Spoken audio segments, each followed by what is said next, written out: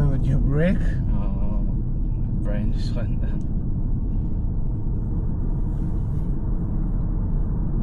It's a lot of multitask, isn't it? Yeah. The reason why I make you park your car over here, so after that roundabout, as you coming in, so did you notice there was a sign there telling you that a give way there? yeah. Did you saw that sign over there?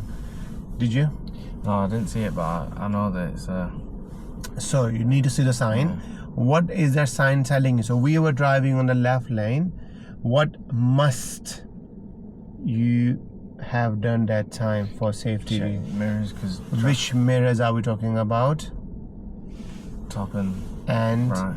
Yes, because you are on the left and the cars are merging from your right. Also, there was that signboard there. Did you see any other sign telling you the road is merging? No. So on the floor, on the road, there were 2 arrows painted, 1 and 2. They're also telling you the cars are merging. Do you saw them?